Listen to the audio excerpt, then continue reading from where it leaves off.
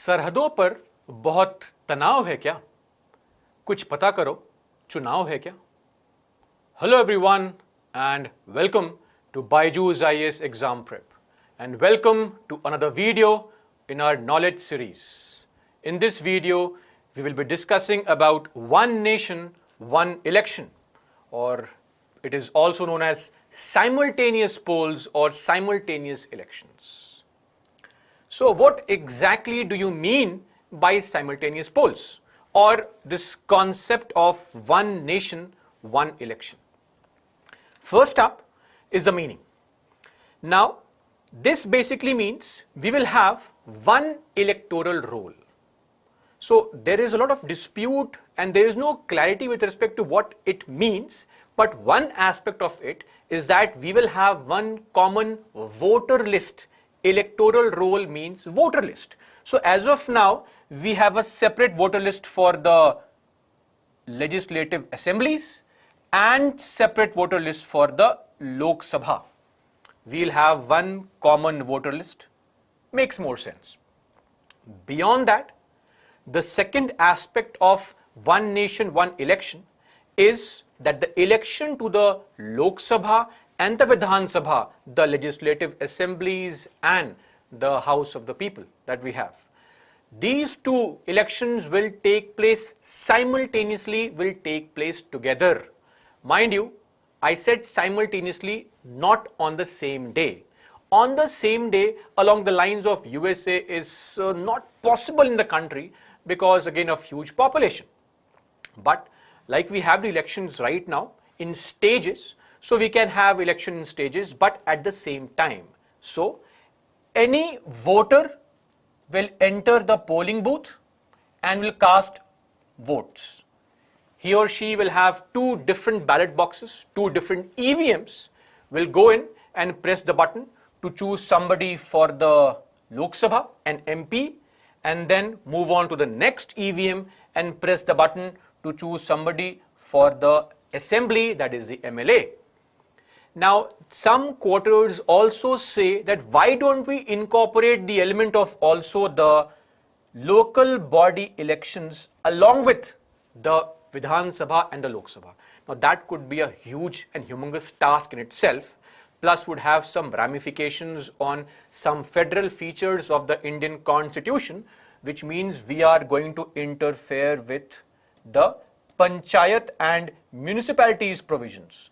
So keeping that out of picture as of now, because even though the Prime Minister did not clarify this, but it is believed that what he meant with simultaneous elections was the elections to the Lok Sabha and the assemblies being conducted together.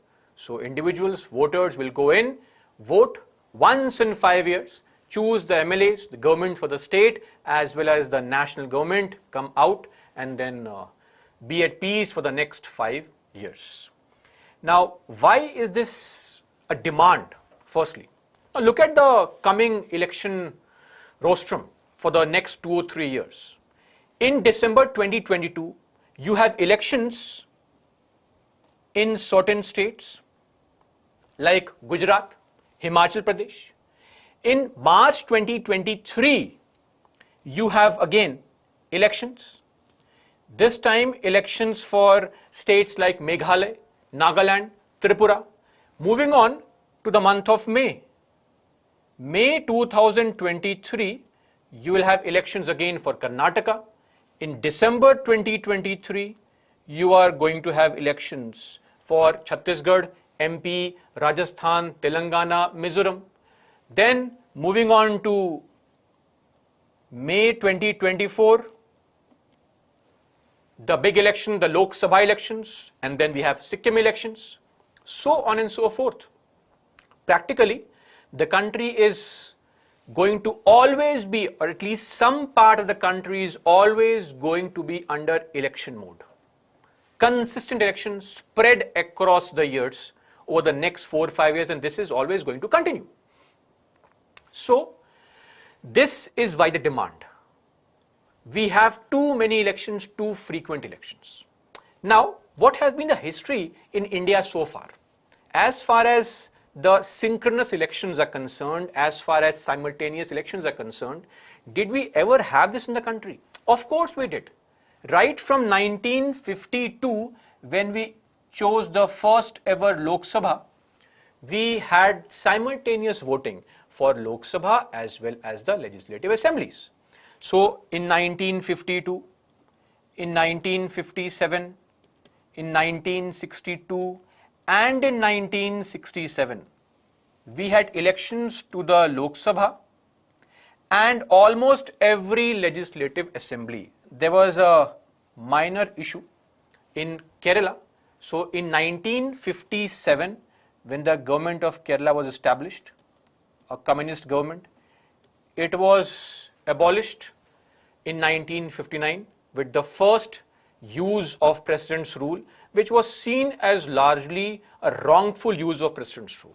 Anyway, then the next time elections to Kerala, 60-65, and again no party coming into majority meant President's rule for Kerala, and Kerala also came back in sync with the country in 1967. Now that's when the problem started. Post 1967, especially in 68 and 69, we saw across the country various states facing this problem of not being able to continue with the governance because either it was a coalition government or it was a single party not able to get the majority. And because of humongous defections rampant across the country. So for example, you had Bihar, which went for elections in 1969 within just 2 years. Or Odisha went for elections in 1971.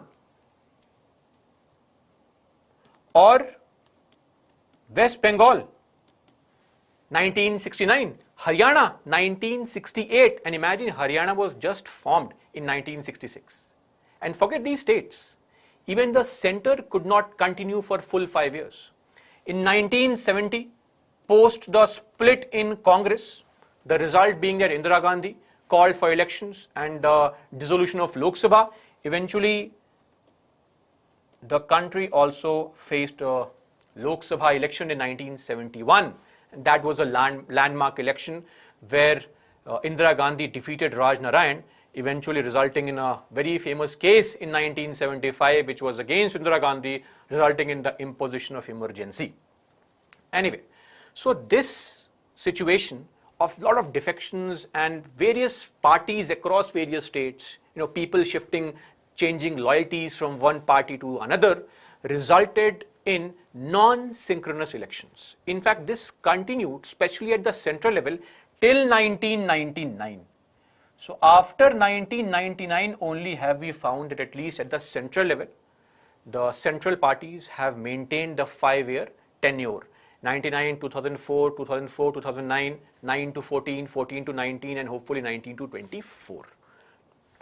But for states, and some states, this still becomes an issue. And we have constantly seen the imposition of President's rule, which has been imposed over 100 times so far in the country. So because we did have synchronous elections till 1967, though it was more chance than design, so people at least have seen some sort of synchronous elections, one nation, one election, simultaneous election in the country. Now, where does the demand come from? Who are those bodies or people who are constantly making such recommendations? Once we see the recommendations and international examples, then we will see the advantages and the challenges with respect to having simultaneous polls. First up are the recommendations. So as far as recommendations are concerned, apart from the fact that the Prime Minister himself, Mr. Narendra Modi, he himself has talked about the elections, the simultaneous polls, once in 2016, again in 2019. So demands have come from him. Beyond that, the first time this demand came to light was in 1982 by the ECI, the Election Commission itself. Maybe Election Commission was too frustrated with the conduct of so many elections in the country. Secondly, in 1999, a law commission was formed under the chairmanship of Justice B.P. Jeevan Reddy, and in its 178th report, it gave recommendations that we could go for or rather go back to the simultaneous elections that we had. Then in 2003, L.K. Advani from BJP, the Deputy Prime Minister, also pushed for this idea. Though it was vehemently opposed by the left parties, Congress remained largely neutral in this. Then in 2014, the BJP manifesto contained this provision that they would prefer going for simultaneous polls, one nation, one election, than the current scenario. Then in 2015, there was a departmental standing committee, which is called department related or departmentally related standing committee, DSC, DRSC, whatever name you may call it. So the DRSC, the departmentally related standing committee on personal public grievances, law and justice. This committee in its 79th report, and this committee was chaired by EMS Nachiyappan. So this committee in its 79th report also gave recommendations that we should go for simultaneous elections. Then in 2018, another law commission formed a draft report, not a full finalized report, but a draft report looking into whether this was feasible or not. Then in 2019, again the BJP in its manifesto pushed for simultaneous elections. And in 2020, that is 2 years back, when we were celebrating our Constitution Day, that is on the 25th and 26th of November, 26th being the Constitution Day, there was a 80th Presiding Officers Conference. Presiding officers meaning the presiding officers of the legislatures. The conference was held, and in this 80th conference, again this demand was pushed forward that why don't we try for one single election every 5 years. And in fact, when the demand was made, Election Commission was fully on board.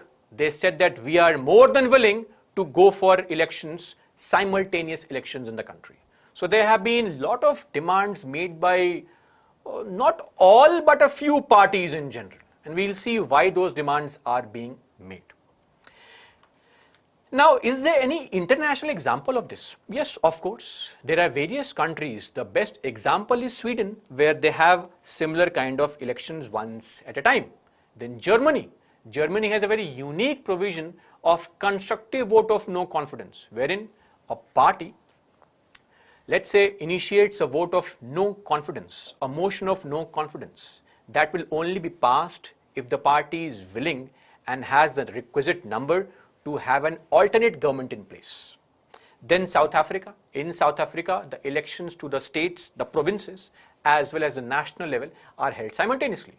Then in UK, we have something called the Fixed Term Parliaments Act, which largely creates a fixed term for the parliament, and it is very, very difficult to dissolve the parliament, the House of Commons, before the end of tenure. And then USA is a classic example where you have not only one nation, one election, but practically one day, one election, wherein in USA, people go out and vote once every 2 years, and there is this one time every 4 years where people vote thrice in one single election. They vote for members of the Senate in some states. They vote for members of the House of Representatives, HOR. Mind you, in India, the tenure of Lok Sabha or the assemblies is 5 years. But in USA, the tenure of the lower house is just 2 years. And then the election for the POTUS, the President of the United States. So all these take place on the Tuesday after the first Monday in the month of November. So people go into the polling booth and they mark their preference, mark their choice on a ballot paper for the Senate, for the HOR, for the President. It's very close to what you have in certain states with respect to panchayat elections. So in certain states, you have panchayat elections where you go and mark your preference to choose the sarpanch or the mukhia or the president of the gram panchayat. You also choose the member of the gram panchayat, and in certain states at the same time, on the same day, you will also choose the member of the block panchayat, the intermediate panchayat, as well as the member of the Zilla Parishad. So that is how we look at the concept of one nation, one election. This practice quite there in various countries. Now, yes, all these countries have a population which is sizably lower in number compared to India. So implementing these provisions will always be a challenge in the country. Anyway, moving on now to understanding why the push, why the demand for this one nation, one election. First up is this governance angle.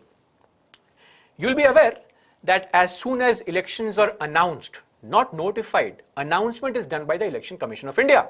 So the moment announcement is made,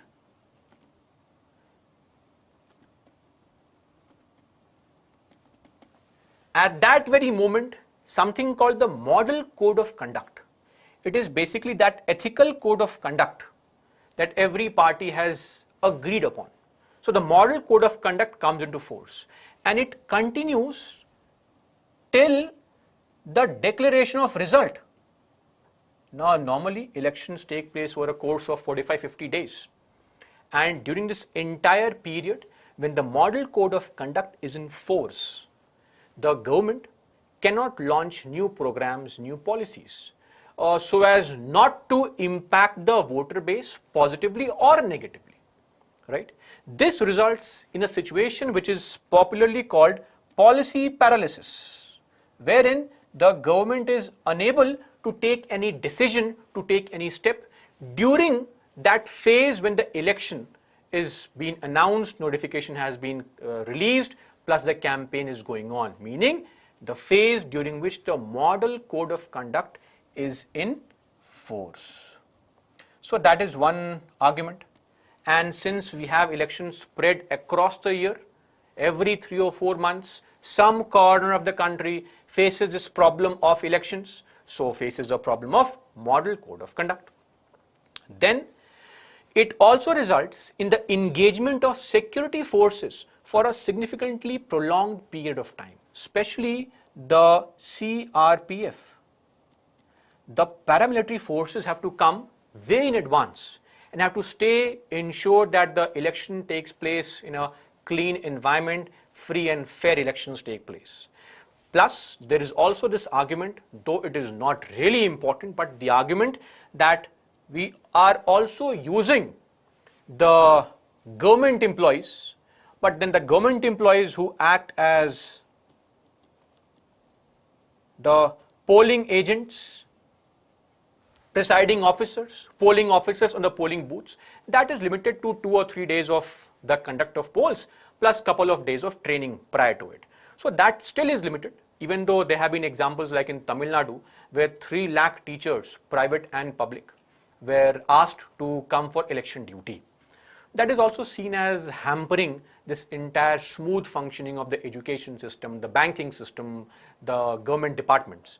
So that does not really have that great an impact. But yes, the CRPF forces being used for prolonged periods, not for security of the country, the internal security, but for ensuring elections take place properly in various pockets of the country frequently, is actually a serious governance problem. Beyond that, frequent elections also adversely impact the focus of governance and policy making. How? First things first, whenever you have this idea of elections, the parties come into something called campaign mode. Now the parties are always in the campaign mode, and whenever anyone would want to go and meet the minister, that you go and meet the minister, you want to meet the minister with some concern, the minister is busy in Tamil Nadu campaigning for elections. After 2 or 3 months you go back, the minister is busy in West Bengal for elections. Minister is busy in Maharashtra for elections. So this happens for every party in power. When you are a party in power, you are also trying to win as many seats as possible in different states, especially the national party in power. So the push is always with respect to the campaign. The governments are always in campaign mode. Beyond this, one very basic idea also is that, see, never feel that the politicians don't know our problems. They very well understand the problems. Lot of occasions require the solution of problem to be through very strict measures. Let's say today I want to revamp the judicial system, there is huge pendency of cases. I'm sure everybody would agree that 4.8 crore cases pending is no small issue. So if I want to revamp the entire setup to reduce this pendency of cases, it cannot happen overnight or in say 2-3 years. I have to take a lot of reforms, sometimes deep embedded reforms, structural reforms, systemic reforms, which may be visible only over the course of 10-15 years. Good governance will always take some time. But here we have to face the public every 5 years because of periodic elections. So sometimes the politicians are forced into going for populist policies, and they always delay the stern, strict decisions which may impact the voter base negatively. That is why it can also sometimes cause a delay in the policy making. The focus may shift from governance into winning elections, and the good, tough decisions may also be delayed because of some upcoming election. That's also a challenge. So this is also an argument which is extended in favor of going for just one election. And then obviously this belief that there will be an increase in the voter turnout, that will always be seen as a positive. In our country where we don't have compulsory voting, all that is required is to make voters aware. And if voters have to vote just once every 5 years, that's the only chance you get, or maybe voters will be more inclined into coming out and voting, because that's the only chance you get. The next chance is 5 years later. So it may also possibly result in an increase in the voter turnout. Next is a financial angle. Now what is the financial angle? Financial angle is this angle wherein we talk about corruption. Now, what about corruption? See, frequent elections, meaning more money. When you have frequent elections, this automatically means that more money is required to be spent in campaign. If more money is required to be spent in campaign, where will the party get the money from? The party can get funds from, let's say, bonds or any other means.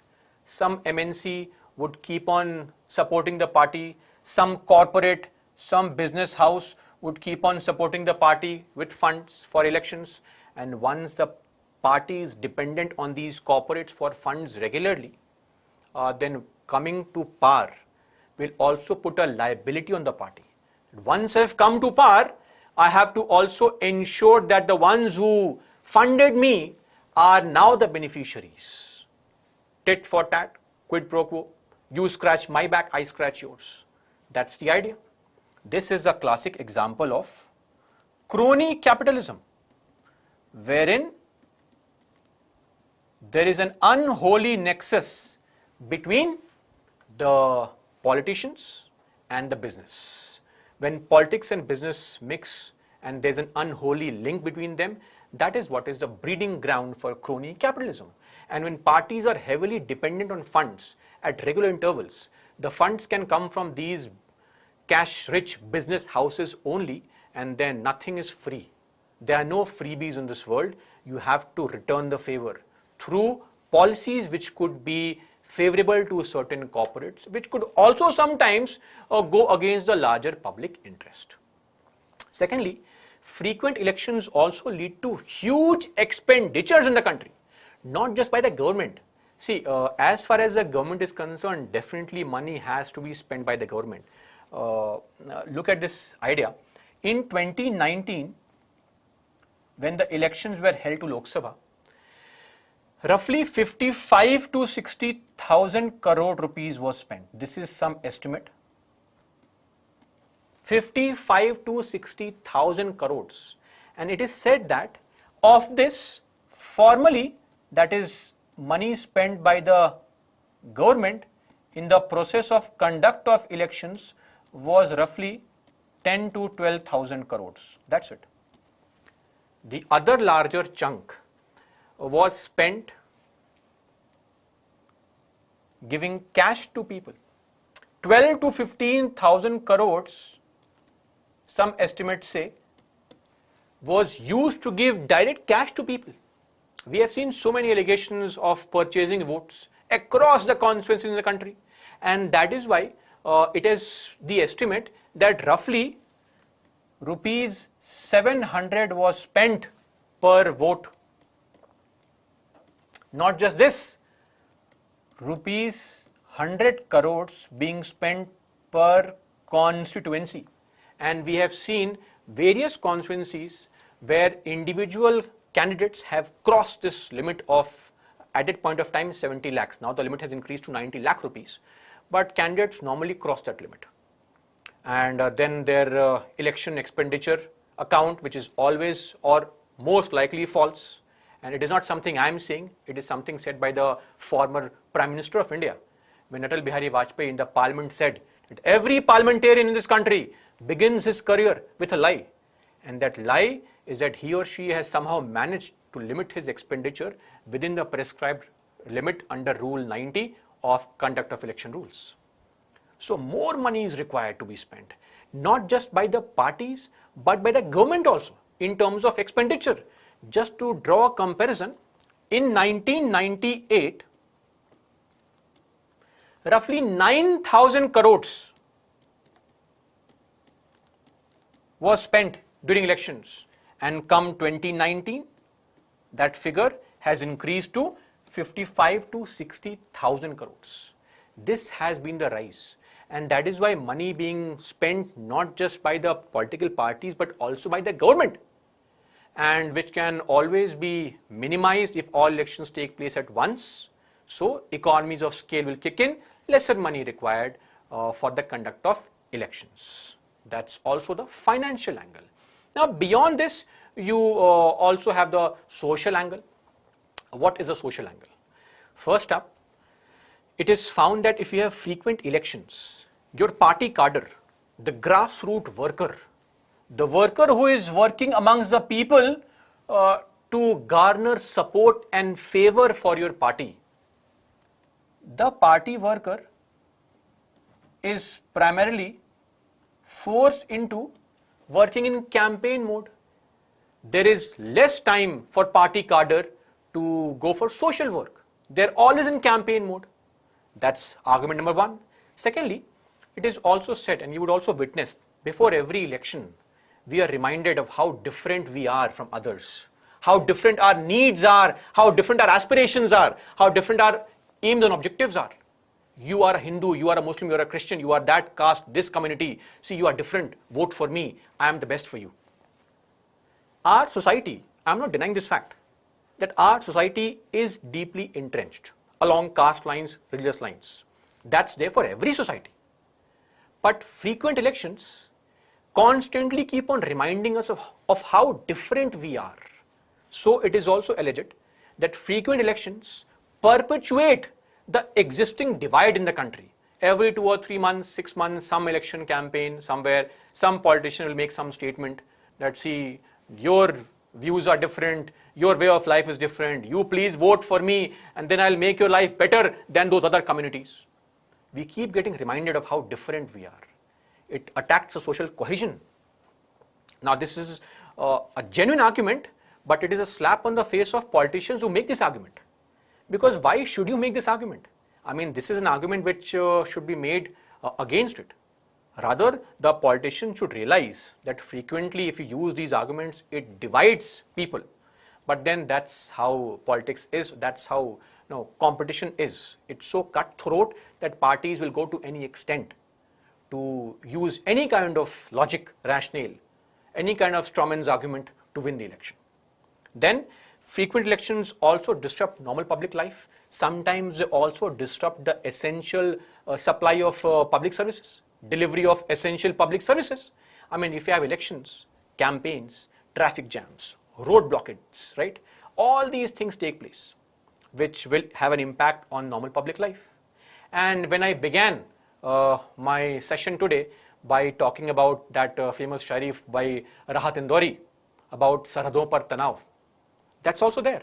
I mean, that's a very genuine argument that we feel suddenly before the elections, you'll find some kind of issue going on, some border dispute comes up immediately. Why? Why does that happen? Because the national governments want to capture that national propaganda also. And sometimes in certain countries it can result in wars as well. Skirmishes at the border rise when there are elections around the corner to garner more votes, that please vote for me, I am the savior, I am the messiah, I can help you ward off all these evil forces which surround our country. So that's also a problem, the social angle of it. So these are arguments in favor of why we should have simultaneous elections. Now comes the challenge. Why don't we have it, or what are the impediments or problems in the way of simultaneous elections? First things first is a very logical question. Operational feasibility or doability. That's the first question to address. How will we do it? Obviously, it would require amendments, amendment to the Constitution of India, amendment to the Representation of People's Act 1951, amendment to the rules of Lok Sabha, amendment to the rules of Vidhan Sabha. All these amendments are required. And then you also have to take the states on board. Think for an instance now. As of now, we have non-synchronous elections across the country. Now, let's say we want to have one nation, one election from 2024. This means some party which has come to power in 2022 or 23, you want that party to give up its power and go for elections again. So maybe if the ruling party at the center wants, then the ruling party at the state level, which is the same party, may agree. But why would some other party agree on this? We are all aware about the amount of money spent during elections. Why would a party again spend the same amount of money, winning back the same amount of votes? So it is very difficult to firstly start with this. That's a big challenge. Operational feasibility. Even if we make all these amendments, still there will be some state which will be completely in denial of this, and lot of court cases under the provisions of Article 131. So that's always going to be a challenge. Secondly, let us say we have simultaneous elections in 2024. What happens then? Let's say elections take place to the Lok Sabha, to the Vidhan Sabha, and all these parties come to power. Can we assure that every state will have a party in power? Can we assure that the center will have a majority party in power? We can't assure it. That's a challenge. The moment you can't assure it, then what if in some state or the central level only there is no party which gets the majority? Either you'll have to go for coalitions which can sometimes be completely ideology-less, value-less politics, or in the states you'll have to go for president's rule, or again go for elections, which defeats the entire purpose. So this is bound to happen. So you can never assure that there is no assurance that after elections in every state there will be a party in power. Then a very big issue is this sidelining of local issues. It is believed, and there have been surveys done from 1989 till 2014. It was found that out of 31 occasions when elections to Lok Sabha and to a few states took place, on 24 occasions the same party got the majority votes, meaning the same party which won the center also won in these states. It's been very common, though there have been counter arguments also. A very good example is Delhi, where BJP won a thumping majority in the Lok Sabha but fared pathetic when it came to the Vidhan Sabha, where Aam Aadmi Party practically won 80-90% seats. Or in Odisha, or in 2019, just before the Lok Sabha elections, Congress performed exceedingly well in states like Rajasthan, Chhattisgarh and Madhya Pradesh, but extremely poor performance in the Lok Sabha elections 3 months later. But by and large, it is believed that if we have simultaneous elections, sometimes national issues subsume the local issues. Local issues get sidelined. A voter, when he enters the polling booth, he's so in tune with the national issues that he or she is more likely. And one IDFC study says that this likelihood is 77%. He or she is more likely to choose the same party at both center and states. And in most circumstances, it is that party which he or she wants at the central level. So this will give undue benefit to national parties, will take away from the regional parties. A very important aspect of regional parties is the representation of diversity of this country. That's there. Then an argument which has been pushed forward by one former Chief Election Commissioner, S.Y. Qureshi. He says that, and that's true, that elections bring with themselves jobs, various kinds of jobs. And I'm not talking about those illegal ways where you pay voter the cash, biryani, pulav, chicken. No. So we are not talking about those freebies that are given to people. That's all wrong. That's all affecting the voter base positively or negatively. But even other jobs like printing of pamphlets, these van drivers, vans being hired, buses being hired, sun packs, rostrums, daises, gramophones, chairs, tables, tents, arrangements, hotels, restaurants, so many small jobs, tea shops, dhabas, stalls being created during the elections that it provides the weaker sections with funds and resources. Frequent elections also provide this. We'll be taking this away. And one very important argument is something called coat-tail effect. What is this coat-tail effect? Coat-tail effect is just an extension of the same party winning the votes in both Lok Sabha and Vidhan Sabha. So what is coat-tail effect? Same party getting votes.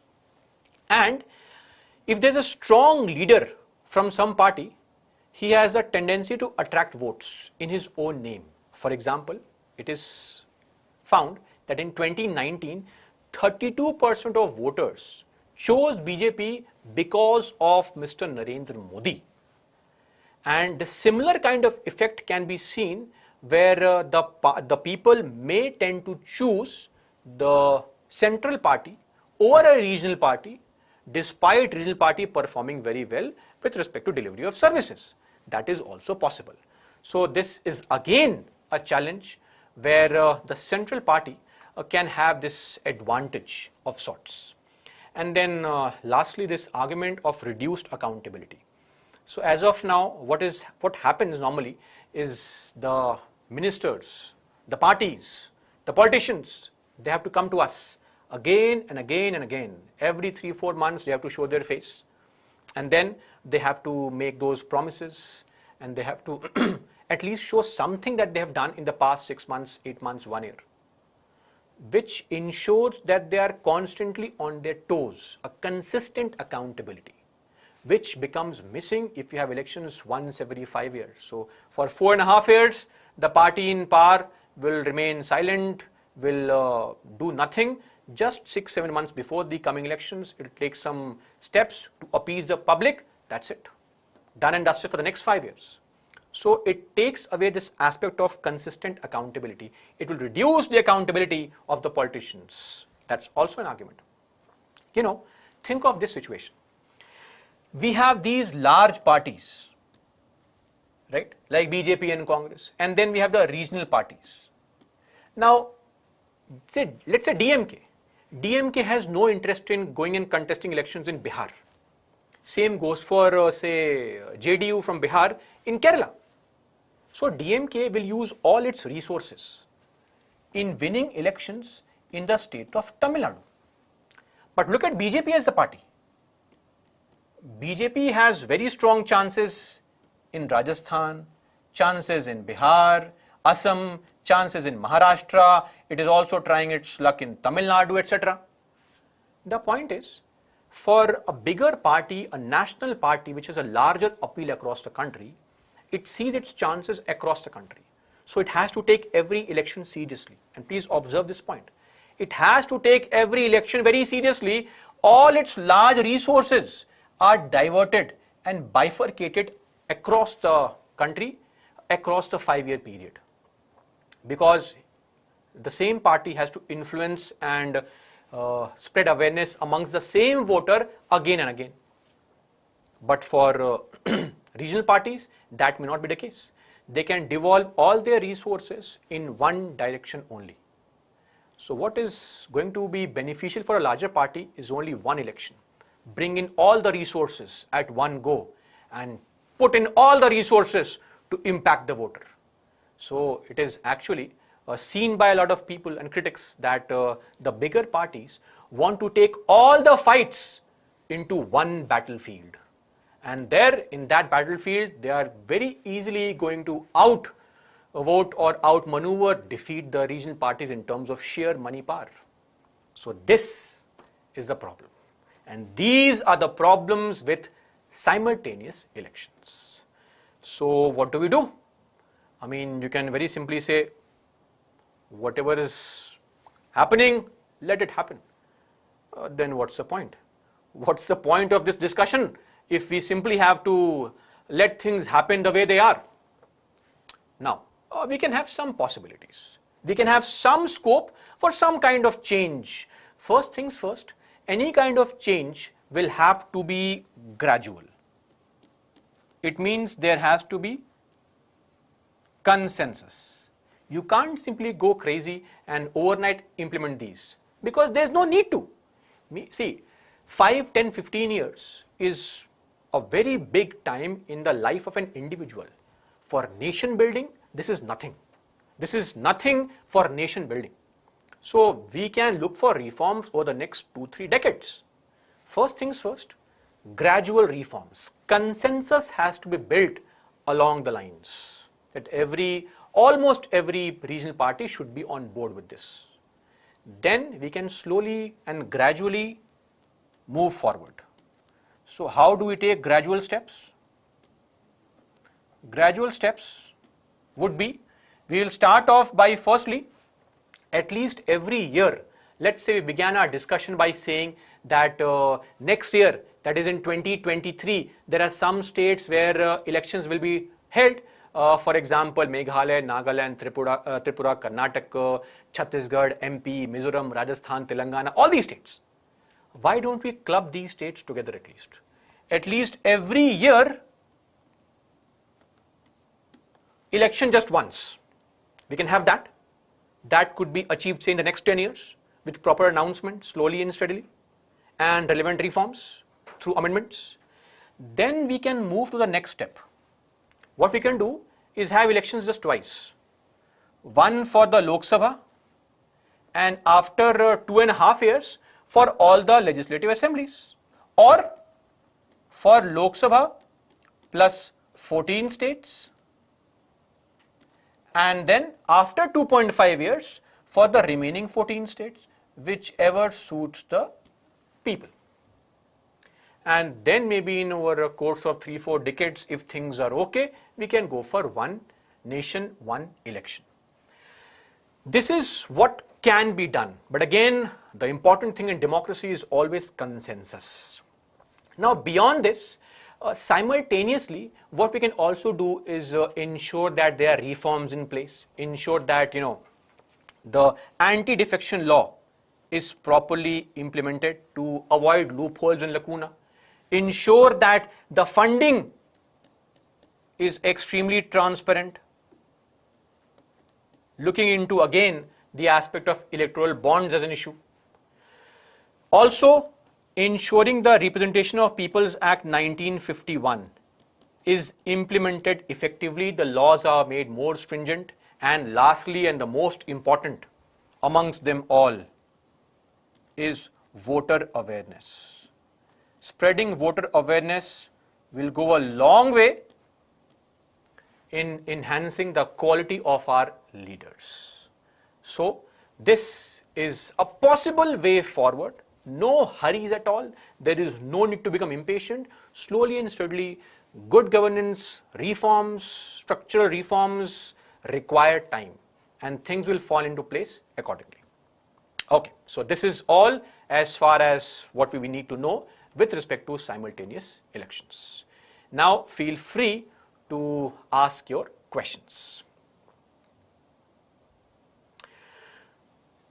Ruma Sheikhs, is there any need of constitution amendment? Obviously, we have to modify Article 85, correspondingly the articles for the legislative assemblies, or else how would we implement the provision? Because there would be some circumstances where we would have to prepone or extend the legislative assembly tenure, or maybe prepone or extend the tenure of the Lok Sabha. So for extension, because the limitation is 5-year period, we would require some constitutional amendments.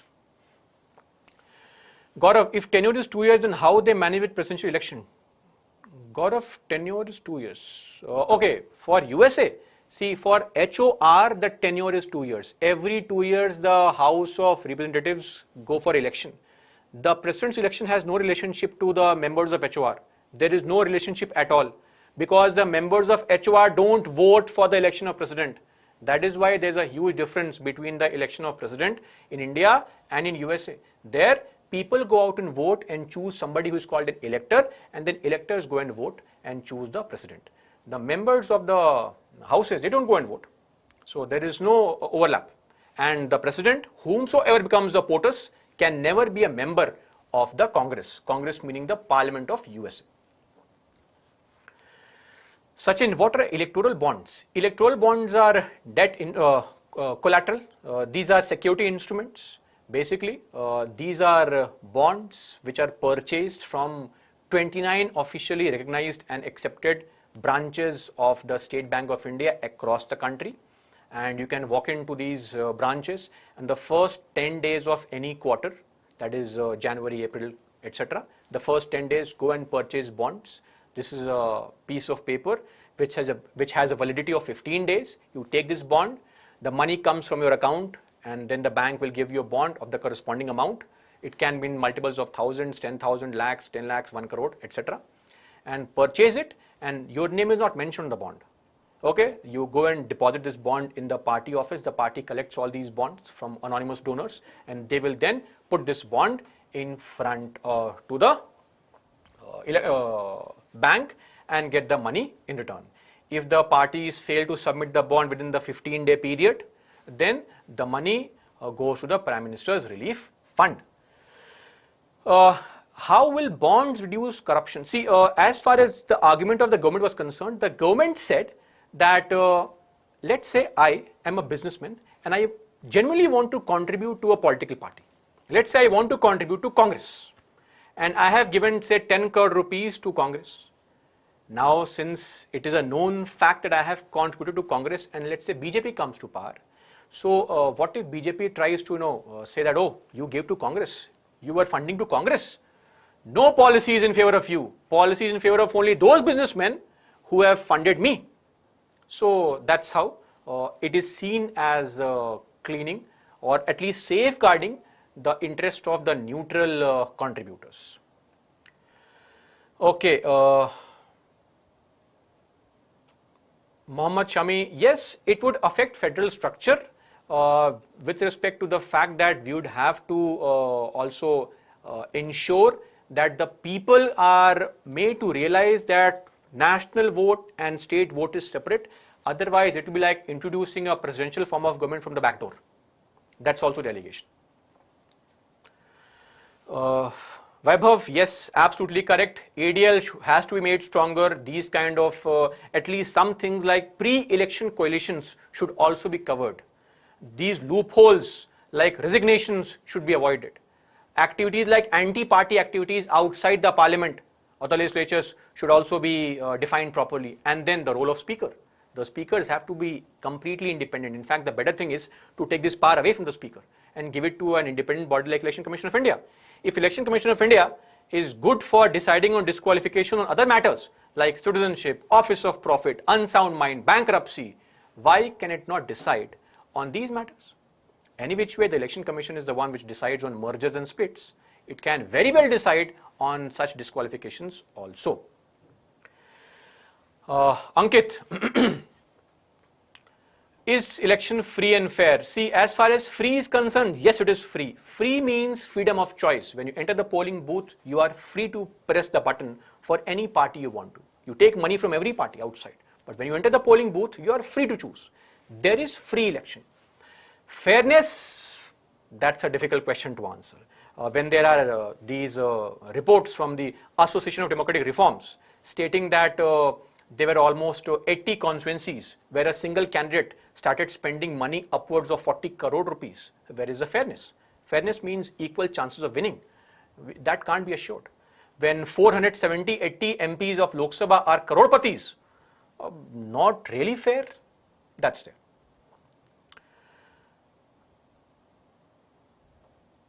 No, Sunny, there is no such legal provision under the constitution for one nation, one election. Mangaldeep, Election Commission does not have the power to extend these tenures. It is only to be done during emergencies under the provisions of Article 83, or we have to modify the constitution to increase the tenure. Decreasing the tenure makes no sense. At any given point of time, the members, the Prime Minister or the Chief Minister can seek the dissolution of the lower house. Okay guys, so that is all as far as the questions are concerned. That is all for this video. Jai Hind.